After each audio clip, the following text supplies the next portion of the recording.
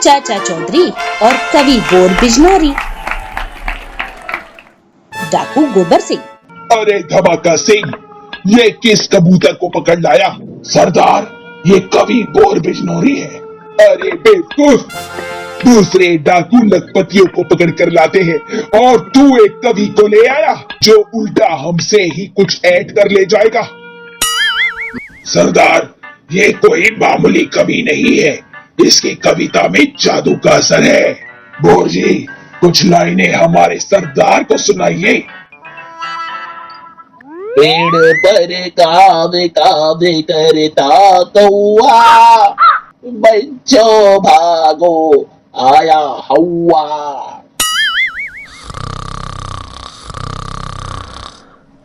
अरे ये तो 2 लाइनें ही सुनकर सो गए। 2 घंटे बाद नींद खुलने पर। इतनी बोर कविता मैंने जिंदगी में कभी नहीं सुनी, इसीलिए मैं इस कवि को लाया हूँ। मेरी योजना है कि कविवर बोर अपनी कविताएं चाचा चौधरी और साबू को सुनाकर उन्हें सुला दे। उनके सोते ही हम उन्हें गोलियों से भोग देंगे। वाह, अच्छी तरकीब है। आओ चले। कवि बोर, तुम जाकर उन्हें कविताएं सुनाना, हम पास ही छिपे रहेंगे।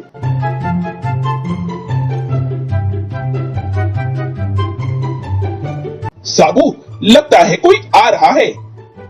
चाचा जी, कविवर बोर जी इधर आ रहे हैं। ओ मर गए, उनकी कविताएं सुनना अपनी सहन शक्ति के बाहर है। चाचा जी, मेरी पहली कविता का शीर्षक है कौवा और हौवा। पेड़ पर काम काम करता कौवा, बच्चों भागो आया हौवा। मेरी दूसरी कविता का शीर्षक है चांद और गधा। गधा जानवर बड़ा समझदार है, लाला की चांद चमकदार। चौथी कविता का शीर्षक है गणित। 71, 72, 73 और 74, 75, 76। और अंतिम कविता का शीर्षक है एटम बम। हिरोशिमा पर जब गिरा एटम बम, तो बाबा जी बोले बम बम।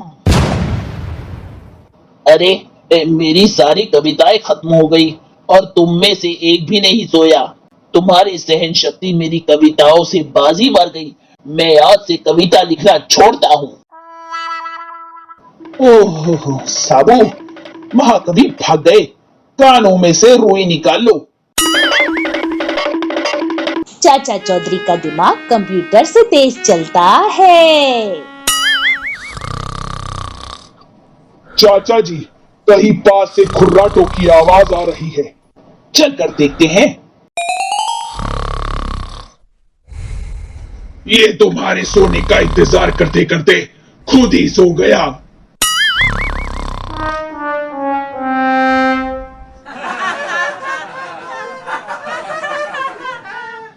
स्वर्ग का हाथी। एक दिन एक मजदूर खेत में काम कर रहा था। तभी उसने देखा कि आकाश से एक हाथी नीचे उतर रहा है। हाथी तो उड़ नहीं सकता, जरूर ये स्वर्ग से आया होगा। कुछ देर बाद वह वापस जाने वाला है, मैं भी उसके साथ स्वर्ग में जाऊंगा।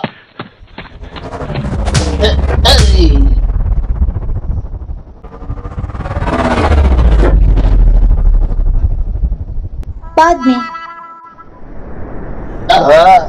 स्वर्ग, यहाँ मुझे काम की कमी नहीं होगी।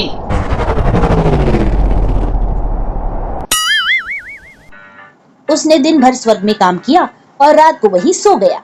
अगली सुबह अब मैं धरती पर वापस कैसे जाऊंगा? वह हाथी आ गया।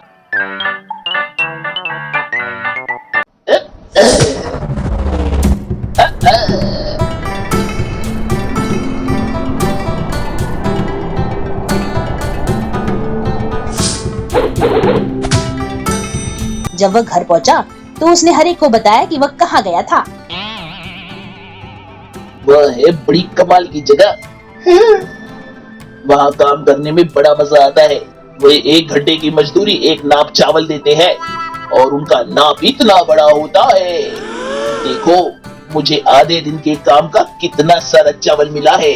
उसकी कहानी सुनकर अन्य गांव वाले भी स्वर्ग जाने को तैयार हो गए।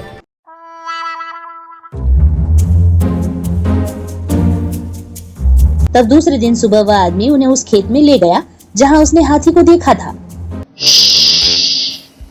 बिल्कुल चुप, जरा भी आवाज की तो शायद वह यहाँ उतरे ही नहीं। क्या कहा था तुमने? वहाँ 1 घंटे के काम का भी कितना देते हैं? 1 नाप चावल। और उनका नाप कितना बड़ा है? इतना। खामोश, वह आ गया। गांव वाले सांस रोके देखते रहे और हाथी उतर आया और चरने लगा। जब वह जाने को तैयार हुआ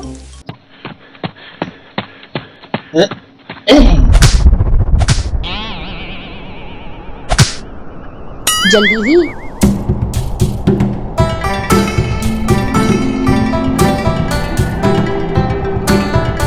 सभी गांव वाले स्वर्ग की ओर उड़ने लगे।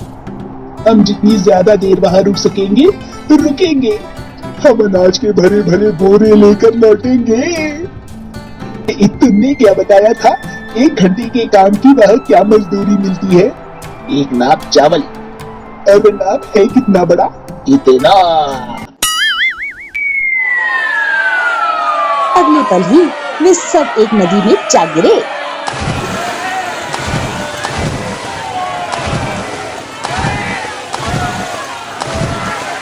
शोर सुनकर हाथी इतना बिचक गया कि फिर उस गांव में कभी नहीं आया।